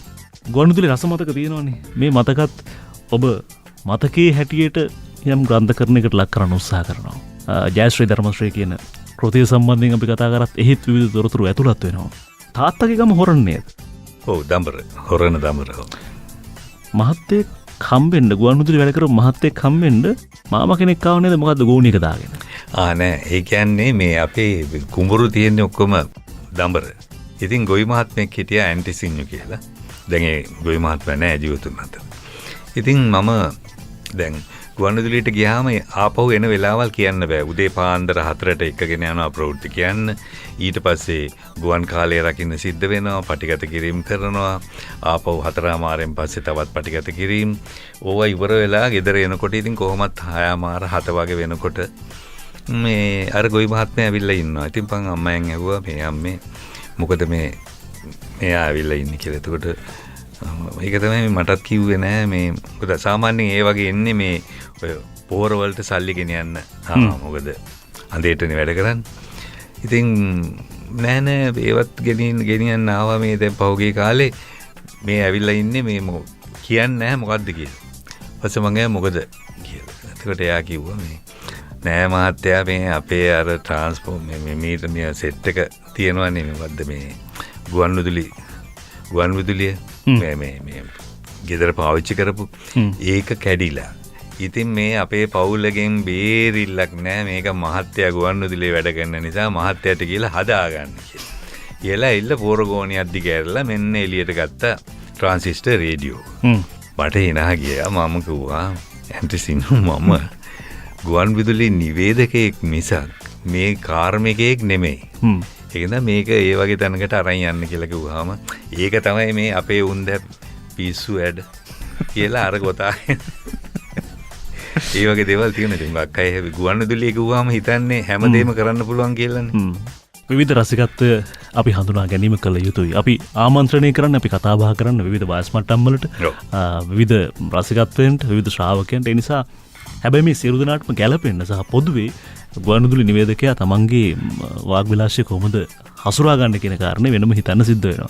ඔබතුමා ඔහොම කියනකොට ග්‍රන්ථකරණයටත් ධර්මශ්‍රී වික්‍රමසිංහ එළඹෙනවා. හැබැයි ඇතැම් ග්‍රන්ථ සම්බන්ධයෙන් බරපතල විවේචනත් එළවෙච්ච අවස්ථාවක් නැතුවම නොවේ. දැන් සඳ විමණයට කියන කෘතිය සම්බන්ධයෙන් කතා කරනවා. පත්‍රයේ විචාරයක් තියෙනවා. ඉතින් දැන් මෙතන ඔක්කොටම වඩා මේ විචාරය ලියපු මහත්මයා හරි මේ මෝඩෙක් කියලා මට හිතෙන්නේ. ආදරය කියන එක බැලුවොත් ආදරේ බොළඳයිනේ. ආදරය ගැන මේ මහා විශිෂ්ට කතන්දරයක් කියන්න බොළඳත්තෙන් බැහැර වෙච්ච ආදරයක් ගැන මට නම් කියන්න බෑ. මොකද මම අදටත් බොළඳයි. මොකද ආදරයේ ඉදිරියේදී මගේ බිරිඳ ඉස්සරහා මම හරි බොළඳ වැඩ කරලා කරනවා. ඒක තමයි ආදරය කියන්නේ. මේ ආදරය කියන එක ඔයිට වඩා ගැඹුරු නිකම් මහා සාරගර්භයක් වුණා විදියට හිතනවා නම් ඉතින් ඔය සමහරට ඒ පුද්ගලයාට ඒ જાති ආදරයක් ඇති. ඉතින් මම නම් ඇත්තටම මේ ඔය විවේචන ගණන් ගන්නෙත් නෑ. ලියන කියන කටයුතු කොහොමද වර්තමානයේ සිද්ධ වෙන්නේ? අලුතෙන් ලියන්නේම රසක් තියෙනවා. දැන් නවකතාවක් දැන් ලියන්න කියලා ඒ ප්‍රකාශන සමාගම මට කියලා දැන් මාස 6ක් විතර වෙනවා. විවිධ වැඩ කටයුතු තිබිච්ච නිසා ලියන්න බැරි වුණා. දැන් මම නවකතා ගණනාවක් ලියලා තියෙනවා. ඉස්සර පටන් ගත්තේ එරන්දි සතුටයි කිරුලා අපේ නදීශානී ඔබ කියවපු සඳ විමනයට දෙතොල්ල ගහසරැලි ඔය වගේ නවකතා ටික. එතකොට නිවේදක සීනේ සැබෑ කරගන්නේ කෙසේද කියලා පොතක් මේ නව පරපුරේ නිවේදිකාවන් වන අයට අත් පොතක් විදිහට ලියලා තියෙනවා. එතකොට ජයශ්‍රී ධර්මශ්‍රී අවුරුදු 10ක ගුවන්විදුලියේ මගේ අවුරුදු 38ක ගුවන්විදුලියේ රසතොරතුරු ලියලා තියෙනවා. ඉතින් මං ආසයි තවත් පොත්පත් ටිකක් ලියන්න. ඒවා විවේකයේ ලැබෙන පරිදි සමහරවිට මගේ නිවේදක පාඨමාලාවට අදාළ ඒවා වෙන්නත් පුළුවන්. නවකතාවකුත් ලියන්න ආසයි. ඉස්සර ගීත ලිව්වා. ගීත ලිවිල්ලෙදිත් කැපිල්ලක් ආවා. එතෙන්ට එනවා. එතෙන්ට එන කලින් පුංචි බාධා කිරීමක් කරන්න. මෙහෙම අහන්නම්කෝ. සාමාන්‍යයෙන් දම්පාට සාරි වලට වඩාත් ප්‍රියයිද? ඔව්. හේතුව මගේ මේ බිරිඳ වෙච්ච මගේ පෙම්වතිය චන්ද්‍රා මුලින්ම ගුවන්විදුලියට ආපු දවසේ මගේ ඇහැ ගියේ මුතු මාලයක් දාලා බොහොම චාම් නිහතමානී විදියට මේ දම්පාට සාරියකින් සැරසිලා හිටපු නිසා. හැරිලා බැලුණා. මොකද මම දම්පාටට ආසයි. ඒ නිසා. හොඳයි. අපි ඔබතුමා විසින් රචිත ගීතයකට යන්න ඕනේ. ගීත රචනා කලාව පිළිබඳව වෙනම පරිච්ඡේදයක් කතා කරමු. නිරන්තරයෙන් එලිමහන් ප්‍රසංග වේදිකාවල ඔබ නිවේදන කටයුතු කරනවානේ. ඒ එලිමහන් ප්‍රසංගික නිවේදන කටයුතු කරනකොට ලැබිච්ච අත්දැකීමක් පසු කාලීනව අභිවර්ධන බාලසූරිය හරහා පොදු රසිකත්වයට ලං කරනවා. ඒ ගැන කියන්න. එතකොට මේ ඒකට හේතුව මෙහෙමයි. මං හිතන්නේ මේ ප්‍රසංග වේදිකාවේ ඉවකට මම තරම් සම්බන්ධ වෙච්ච නිවේදකෙක් නැතුව ඇති. මොකද මේ ගුවන්විදුලියේ මෙහි වැඩ කරනවා එළි වෙනකන් ගිහිල්ලා ප්‍රසංග වේදිකාවේ කටයුතු කරනවා. ඒ වගේ ලංකාව වටේ විවිධ ස්ථානවලට යන්න පුළුවන් වුණා. ඊට පස්සේ කාලෙකදී මම ටිකක් ඔය ප්‍රසංග වේදිකාවේ මෑත් වුණාට පස්සේ මගේ හිතවතෙක් පස්සේ මගේ හිතවත්කමත් එක්කම ගෝලයක් වගේත් වුණා. හේමසිරි හල්පිට කියලා. මේ ඔබ දන්නා හොඳ ගීත නිබන්ධකෙක්, හොඳ නිවේදකෙක්. ඔහු ප්‍රසංග වේදිකාව කරගෙන ගියා. ඔහු ඇතැම් අවස්ථාවලදී අපේ ගෙදර ඇවිල්ලා අහනවා ධර්මශ්‍රී මෙන්න මේ වගේ වෙලාවකදී කොහොමද ඒ නිවේදන කටයුතු කරන්නේ? මොකද ඔහු ටිකක් අර කෑ ගහලා මේ ප්‍රසංග වේදිකාව කරේ එක්තරා කාලෙක. මං කෝ කෑ ගහලා කරොත් ගායකයෝ 3 දෙනෙකුට වඩා නිවේදන කටයුතු කරන්න හම්බෙන්නේ නැහැ. උගර බැරන්ඩ් වෙනවා. ඔව්. මං කෝ මයික්‍රොෆෝනයක් ඉස්සරහා කතා කරනකොට මහා හයියෙන් කෑ ගහන්න ඕනේ නැහැ. ඔය කෑ ගහන්න ඕනේ මයික් එකක් නැත්තම්. ඉතින් ඒ වගේ උපදෙස් දුන්නා. ඉතින් ඊට පස්සේ කාලෙකදී නම් ඉතින් බෑන් කණ්ඩායම් වල මේ වාදකයෝ නිවේදන කටයුතු වලට සම්බන්ධ වුණා. තවත් අය විවිධාකාරයෙන් සම්බන්ධ වුණා. ඒ නිවේදන කටයුතු වලදී හරි තෘප්තියක් ලැබුණා. යුවතියන් ඇවිල්ලා සමරු පොත් දෙනවා. ඉතින් අබේවර්ධන බාලසූරිය කියන හිතවතා ඔහු තමයි මගේ ජීවිතේ මම විවාහ වෙනකොට මගේ දෙවෙනි මනමාලය හැටියට කටයුතු කළෙත්. ඉතින් මට දවසක් කිව්වා මේ ධර්මය ඔබ මට සින්දුවක් ලියලම නෑනේ කියලා. මෙහෙමයි. මම ඔය ගීතේ ටිකක් ඔයිට වඩා පොඩ්ඩක් වෙනස් වෙන විදිහට ලියලා තිබුණේ මේ චන්ද්‍රකුමාර් කන්දනාරච්චිට දෙන්න. නමුත් අබේවර්ධන මගේ සින්දු කීපයක් බලලා මේක තෝරගත්තා. එහෙමයි වුණේ. ඉතින් ඒක නිසා චන්ද්‍රකුමාරුත් පස්සේ ආමනාප වුණා ධර්මශ්‍රී ඔයා මට දෙන්න හිටපු ගීතේ නේද අහවලාට දුන්නේ කියලා. හැබැයි ගීතය අතිශය ජනප්‍රියයි. ඔව්. හැබැයි ඉතින් කියන්න ඕනේ දැන් ඔය වික්ටර් රත්නායක මහත්මයා එහෙම සංගීතයේ සපයනකොට සුළු වෙනස්කම් අර මේ තාලයට අනුව වචන කීපයක් එහෙ මෙහෙ වුණා. නමුත් මගේ අදහසට හානියක් වුණේ නැහැ. ගීතය ඒකමයි. නමුත් සමහර වෙලාවට තනු නිර්මාණය කිරීමේදී අර කෙරවල් කැපිලා රෙහෙම්ෙන් වෙලා එනවා. සීවටනයසේ කුමක් ලියන්නද ඔබේ සුවඳ රැඳි සමරු පොතේ සිතිවිලි සහසින් සිතක උපන්නත් කුමක් ලියන්නද සමරු පොතේ සීවටනයසේ කුමක් ලියන්නද ඔබේ සුවඳ රැඳි සමරු පොතේ සිතිවිලි සහසින් සිතක උපන්නත් කුමක් ලියන්නද සමරු පොතේ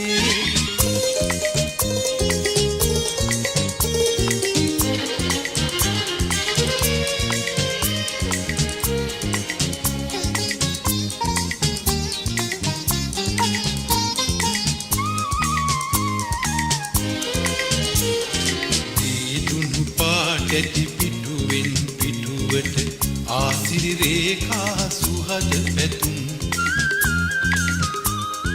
දීදුරු පාට ඇති පිටුවෙන් පිටුවට ආසිරි රේඛා සුහද පැතුම් ඔබේ නුවන් මට කීදේ රහසින් ලියන්න ආසයි වියුරු සිතින්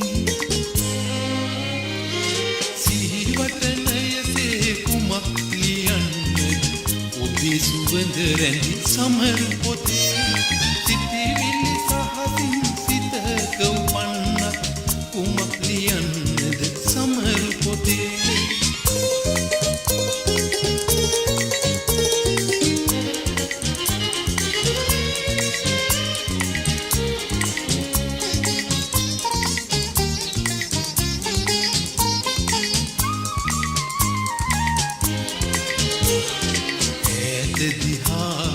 ආදර වෙදලේ අපි හමු යමු අරුණුදේ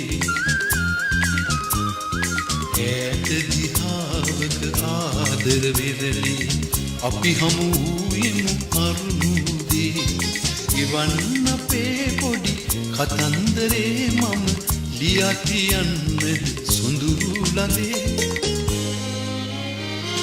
සීවටනයසේ කුමක්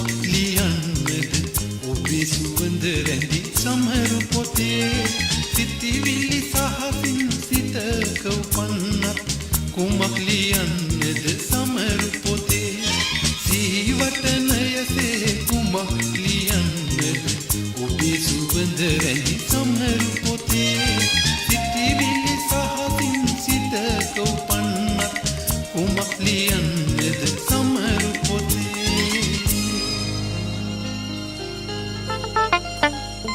FM 88.6 88.8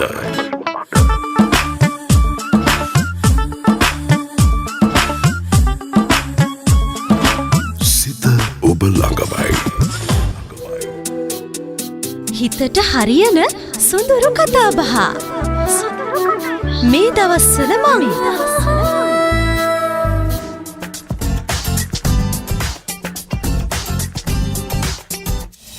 අද ධර්මශ්‍රී වික්‍රමසිංහ මහත්මයාගේ ජීවිතයේ රස මතක පිළිබඳව කතා කරන්නේ මේ දවස්වල මං FM 88.8 88.6 තමයි අපි ඔබට ලං වෙන්නේ.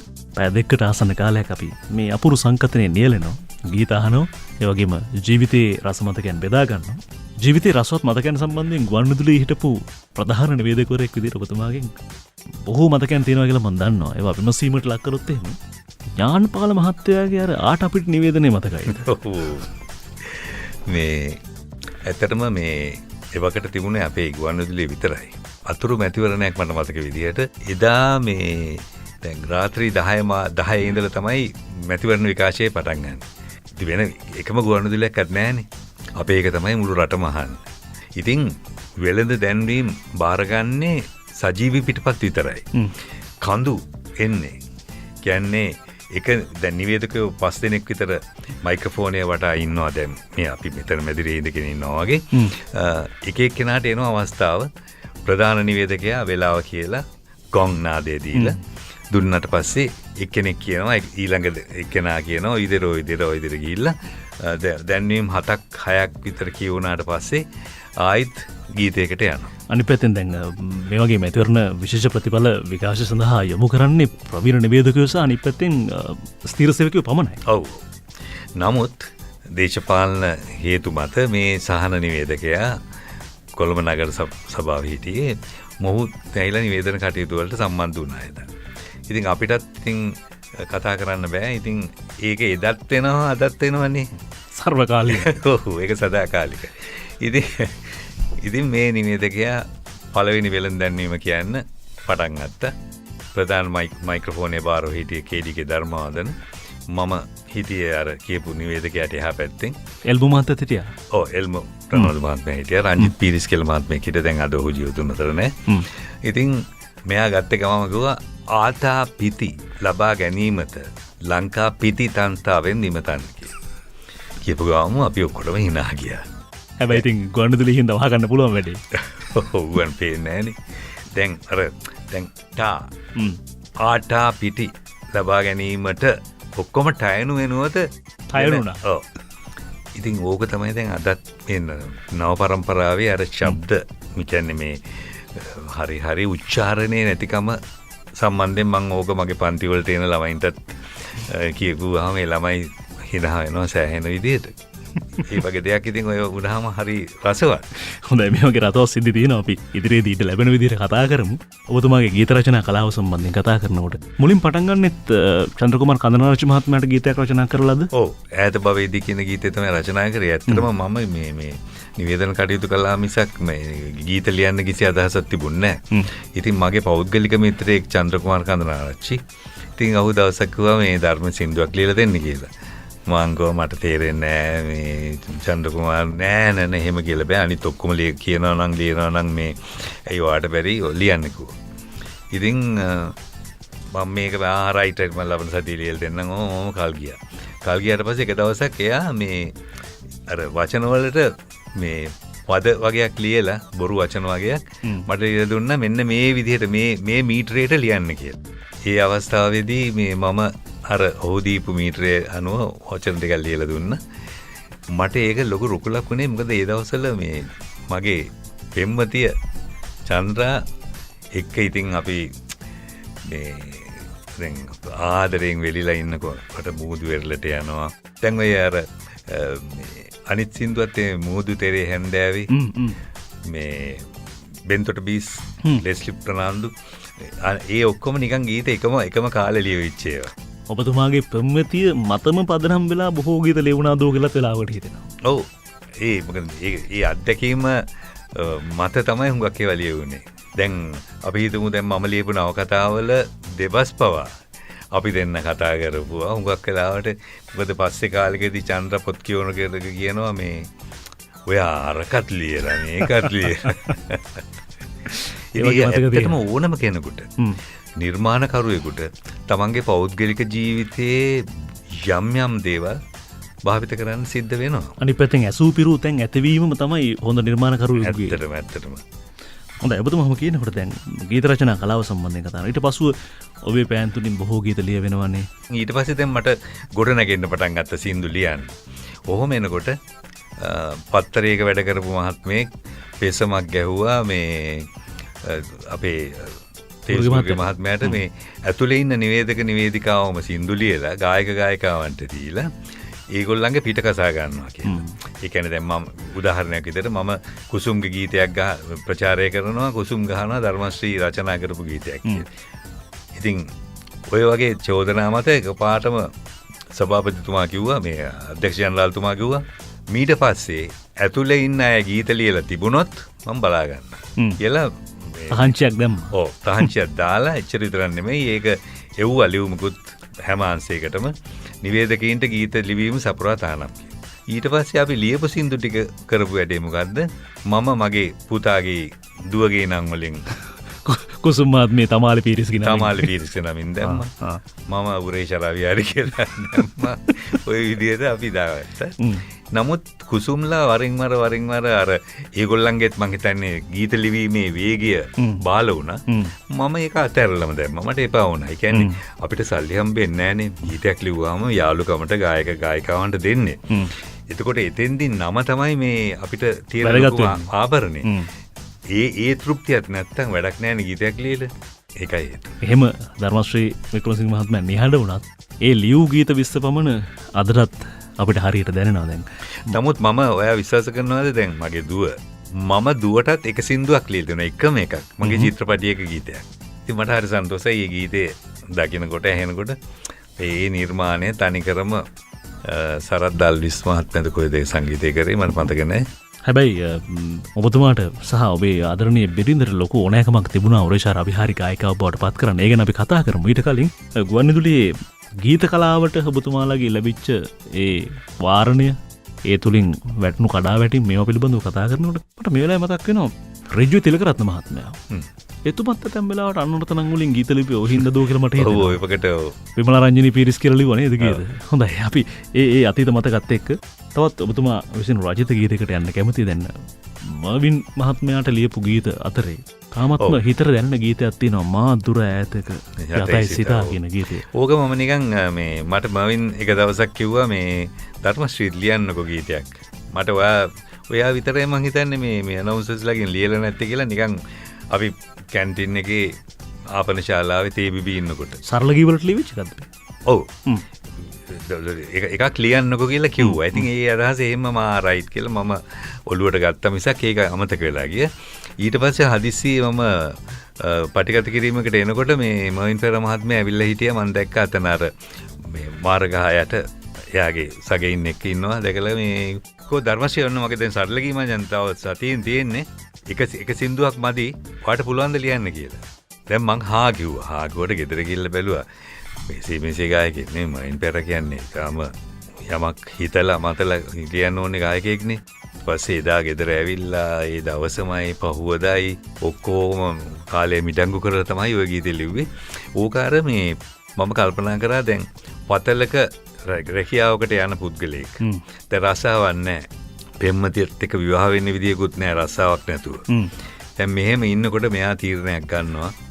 මම රත්නපුරේ පැත්තේ ගිහිල්ලා පතලකවත් වැඩ කරන්න ඕන. එහෙම කියලා අන්තිමට තීරණය අරන් පෙම්මතියට කියනවා මම මෙහෙම තැනකට යනවා ගුවාම එයාත් ඉතින් ඉක්මනින් විවාහය කරගන්නත් ඕන නිසා අනුමැතිය දෙනවා.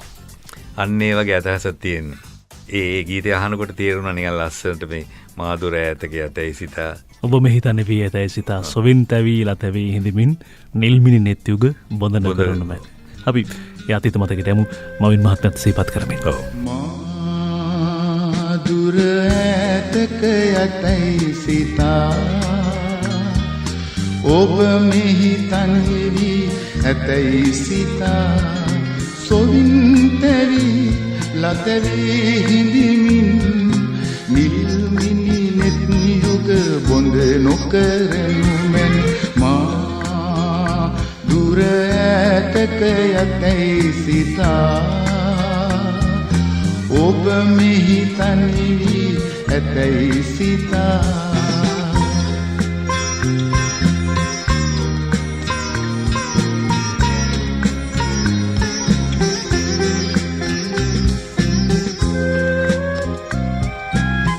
ඔබගෙන් වෙන් වී සමුගෙන යන්නට මට දිරියක් නැත්තේ එනමුදු සොඳුරිය අප දිවි රැපුමට මාහි ආයුත්තේ ඔබේ මියුරු බස් කළ කී දේවල් හද තෙරපී ඇත්තේ ඉඩක් ලැබුණු විට ලියා එවන්නම් විස්තර ඒ පැත්තේ මා දුර ඇතක යතයි සිතා ඔබ මෙහි තනිවි ඇතයි සිතා සොවින්තැයි ලතවී හිඳිමින් නිල්මිනි නෙත් යුග බොඳ නොකරනු මැන මා දුර ඇතක යතයි සිතා ඔබ මෙහි තනිවි ඇතයි සිතා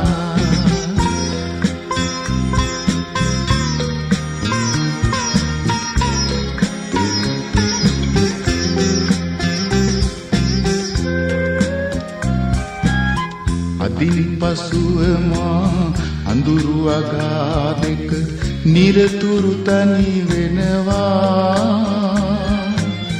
ඔබේ සුවඳ මා හදවත් නරණි පමණක් පවතිනවා ඔබ තනි කරදා වෙන් වී යනමුත් හදවත වැළපෙනවා කිසියම් දවසක මා මිනිසෙකුයි යලි ඔබ වෙත එනවා මා දුර ඇතක යතයි සිතා ඔබ මෙහි තනිවි ඇතයි සිතා සොවින්තැයි ලතවී හිඳිමින් නිල්මිනි නෙත් යුග බොඳ නොකරන දුර ඇතක යතයි සිතා ඔබ මෙහි තනිවි ඇතයි සිතා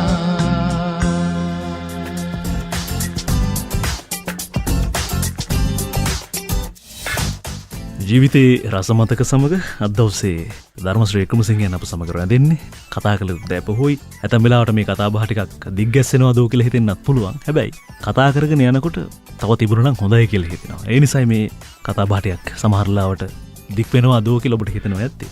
හැබැයි දිව්‍යවට මා කැමති හේතුව සෑහෙන කාලයකට පස්සේ තෘප්තින් ඔබතුමා සමග බොහොම මේ රසවත් දෙපයක් ගත කරන්න ලැබුණාය කියන ඒ ආනන්දය මට තිබෙනවා. විමලදාස පෙරේරා මහත්තයා ඉන්නව නේද? එතුමාගේ බිරිඳට මොකද ඔය තරම් රැවටුනේ? අපි සහන නිවේදක මණ්ඩලෙ මං කියවනේ 4 දෙනෙක් හිටියා කියලා. 7 දෙනාද 8 දෙනාද කියලා මට මතක නැහැ. 8 දෙනයි. ඉතින් මේ අපේ කට්ටියට සුමනා නෙල්ලම්පිටිය කියලා මේ මහත්මියකුත් තේරලා හිටියා. හැමෝම කියනවා සුමනා හරි ලස්සනයි අර මේ කියලා.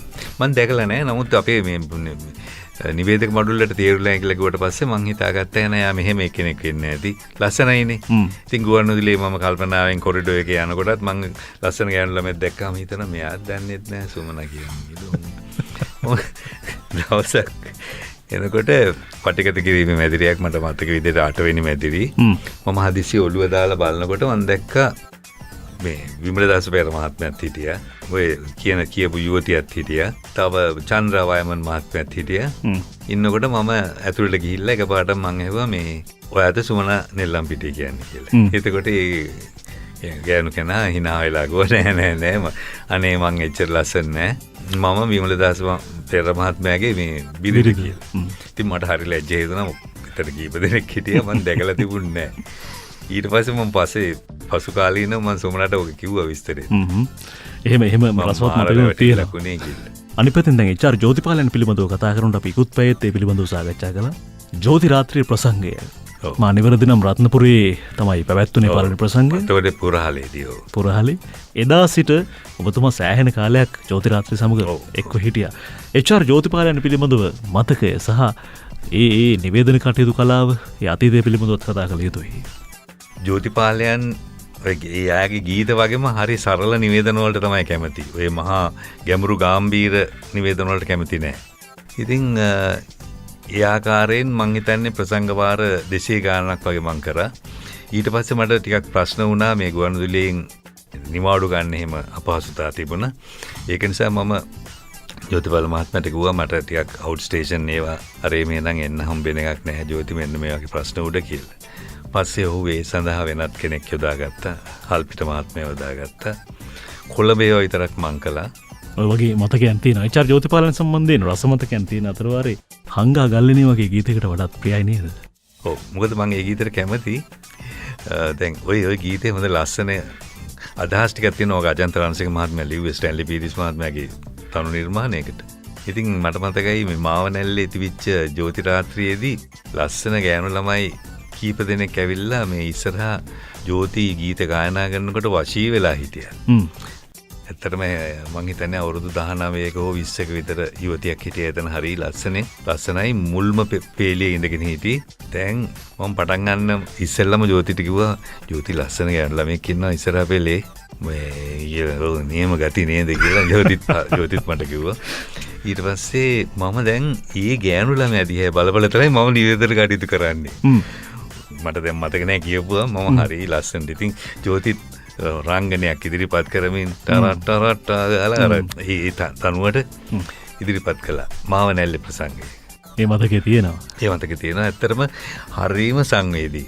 ජෝතිපාල කියන්නේ මං ආශ්‍රය කරපු කාල සීමාවේදී මට මුණ ගැහිච්ච මං හිතන්නේ ජීවිතේ දෙවෙනිය විතර වෙන්න ඇති එච්චරම සංවේදීව. කරුණාත් අබේසේකර මහත්මයා ඇරුණා. අංගා ගල්ලෙන්නේ ඉන්න කුමරියේ විරුපෙම් කුමරා ඔබේ උංගා අස්වරා කඳුහෙල් පසු කරන් එනවා කුමාරී අංගා ගල්ලෙන්නේ ඉන්න කුමරියේ විරුපෙම් කුමරා ඔබේ උංගා අස්වරා කඳුහෙල් පසු කරන් එනවා කුමාරී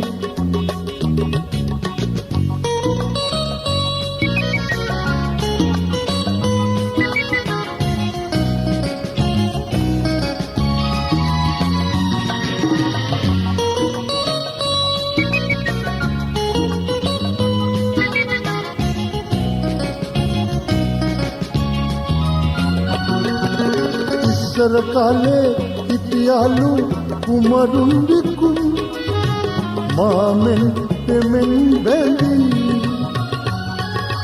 ඉස්සර කාලේ හිටියාලු කුමරුන් විකුන් මාමෙන් පෙමෙන් බැඳී මුදවාගෙන වෙලු ඇඟු කුමාරිකා අංගා ගල්ලෙනේ ඉන්න කුමරියේ විරුපෙම් කුමරා ඔබේ උංගා සුවරා කඳුහෙල් පසු කරන් එනවා කුමාරී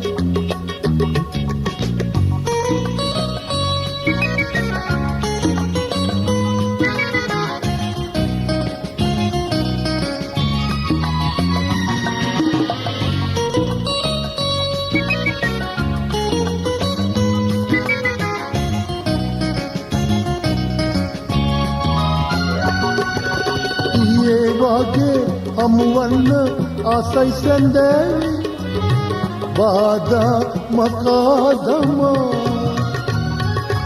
ඊයේ වගේ අමුවන්න ආසයි සැන්දෑවි බාදා මකාදමා ආදර වසන්තියේ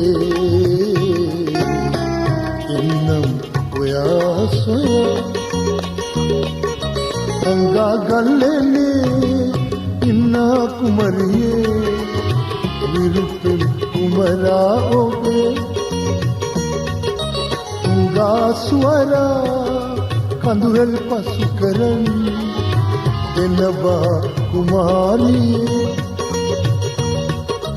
අංගගල්ලේ ඉන්න කුමරියේ විරුපෙන් කුමරා ඔබේ උංගා ස්වරා කඳුවල් පසු කරන් එනවා කුමාරියේ FM 88.6 88.8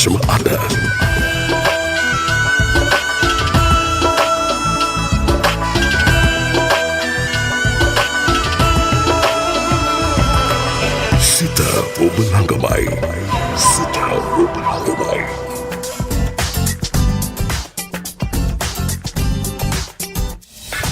මේ කතාබහේ අන්තිම මිනිත්තු කිහිපය මේ දවස්වල මං අද දවසේ අපේ කතානායකයා ධර්මශ්‍රී වික්‍රමසිංහ මහත්මයා ඔබතුමාගේ ජීවිතය පිළිබඳව කතා කරන චිත්‍රපටි සම්බන්ධව අපේ කතා කළ යුතුයි කියන තැන මම ඉන්නවා. කෙටි කාලයක් තිබුණොත් අපි කතා කරමු. චිත්‍රපට 8ක් නිෂ්පාදනය කරනවා. ඔව්. ඒ අතර වාරේ දැන් එක් චිත්‍රපටයක් වෙනුවෙන් ලක්ෂ 90කට වැඩි මුදලක් ඔබට ලැබෙනවා. හැබැයි මල්සරදෝන් චිත්‍රපටි මම මුල්ම චිත්‍රපටි. හැබැයි ඊට පස්සේ ළඟ චිත්‍රපටි ගොඩක් කරන්න හිතෙනවා. ඔව්නේ. ඒකත් මගේ ජීවිතේ ලැබපු අත්දැකීමක්. දැන් මොකද අර මල්සරදෝනි කියන්නේ මට නුහුරු අත්දැකීමක්.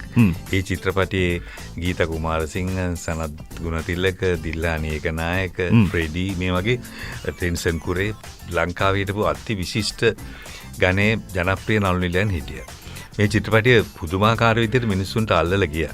අධ්‍යක්ෂවරයා සෙල්ලපිරු හේමසිරි සෙල්ලපිරු.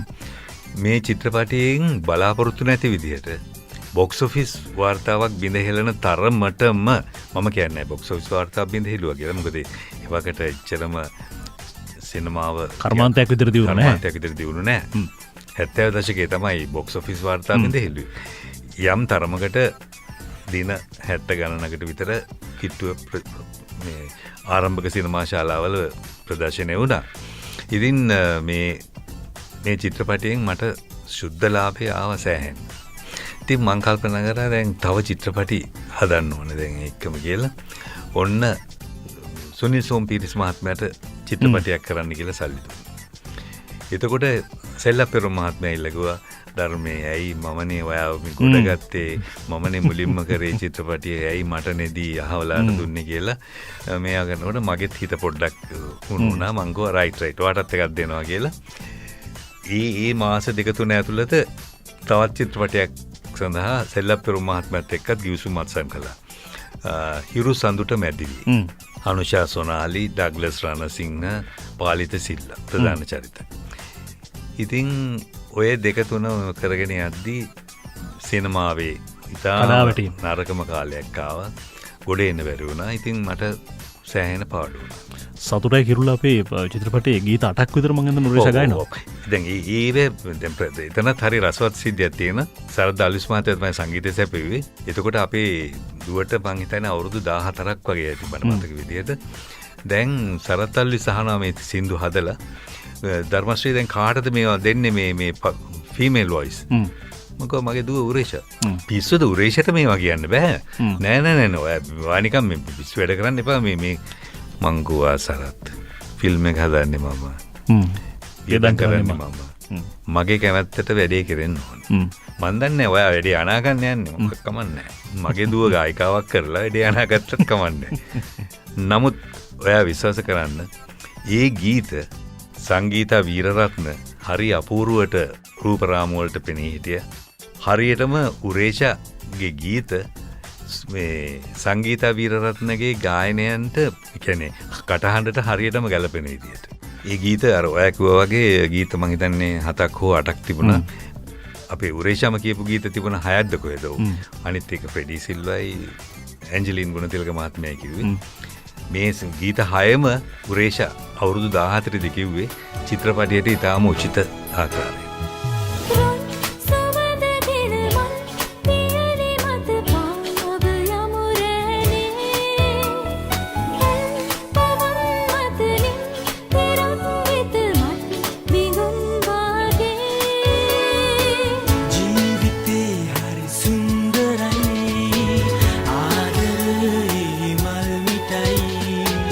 ඉන්නවා නම් මා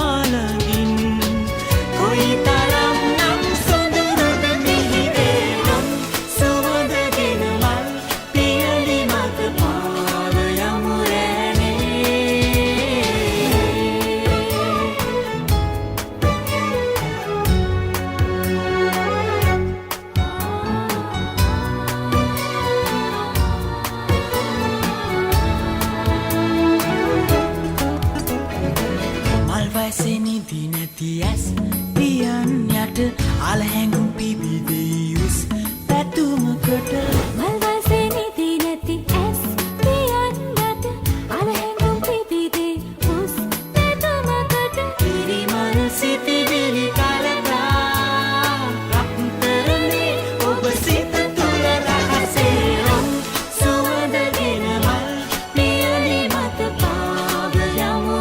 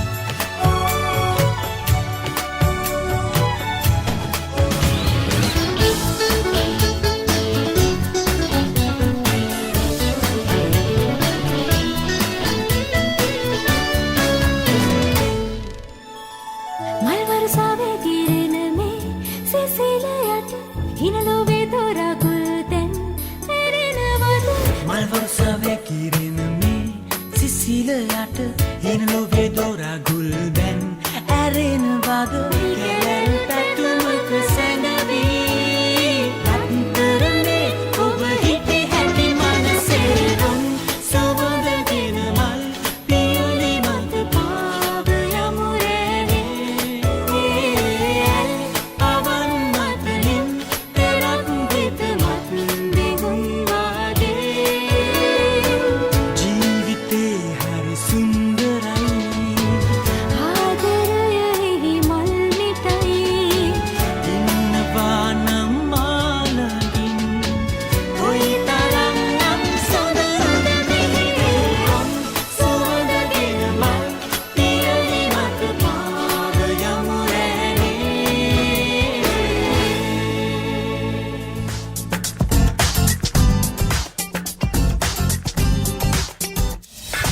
අන්තිම මිනිත්තු කිහිපේ කෙටියෙන් වුණත් මේ ප්‍රශ්න අහන්න ඕනේ කියලා හිතනවා ඔබෙන්. ගුවන්විදුලිදී හමු වෙච්ච චන්ද්‍රා නම් වූ අය පිළිබඳව අපි කලින් කතා කළා. ඊට පස්සේ පුතා නවොත් ඒ සම්බන්ධයෙන් කතා කරන්න ඕනේ. දැන් දියණිය සම්බන්ධයෙන් කතා කළ යුතුයි. කොහොමද ඔවුන් සමග මේ පවුලේ ජීවිතය ගෙවෙන්නේ? දැන් පුතා ඇත්තටම මේ අවුරුදු 19 දී විතර මේ විදේශගත වුණා. ඔහු මැලේසියාවට ගියා. ඊට පස්සේ එහි අධ්‍යාපන කටයුතු හදාරලා ලංකාවට ඇවිල්ලා ආයිත් අවුරුද්දක් හමාරක් ලංකාවේ ඉඳලා මේ අන්තිමටම ඕස්ට්‍රේලියාවට ගිහිල්ලා දැන් ඔහු එහි සිටිසන්ෂිප් එක අරගෙන එහි පදිංචි වෙලා ඉන්නවා. ඉතින් වරින් වර ලංකාවට ඇවිල්ලා යන්නේ. නමුත් ඉතින් ඔහු විදේශගත වෙලා ඉන්න නිසා ටිකක් හිතේ ටිකක් දුකකුත් තියෙනවා. සසෙන් කියන්නේ කවුද? සසෙන් කියන්නේ මගේ දුවගේ පුතා. මගේ මුණුබුරා. ඔහු තමයි අපිත් එක්ක මේ අපේ පුතා ළඟ නැති පාළුවත් නැති කරන්නේ.